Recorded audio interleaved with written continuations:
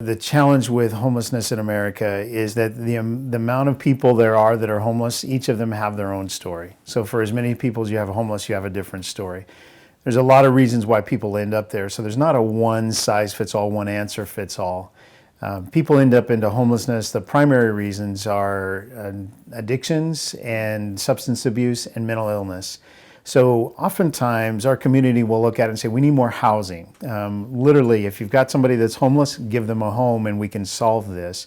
But if somebody's got some challenges to them and some hurt inside, by simply giving them a house, we haven't necessarily dealt with that deeper problem of why they ended up on the street to begin with.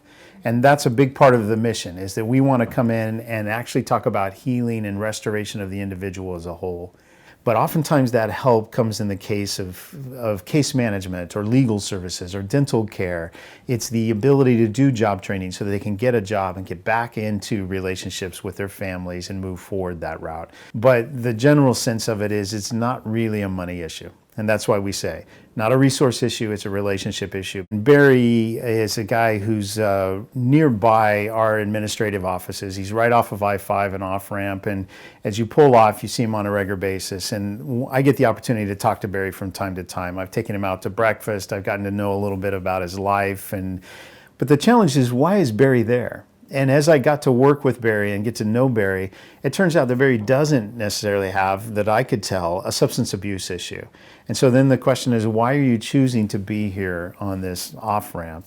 And at that point, it became a relationship issue. There's some brokenness with he and his family. It doesn't go there. And so he didn't want to talk much more. But that relationship and coming alongside of Barry is the part where I found out the number one reason why he stands there to panhandle to get money is so that he can get enough money for coffee, and he goes over to a nearby coffee place so he can sit with a normal crowd and be a normal person and appear to be normal in the coffee shop. That tells me the best thing I can get Barry is a coffee card for that coffee place. And by doing that, I see Barry less at the off-ramp.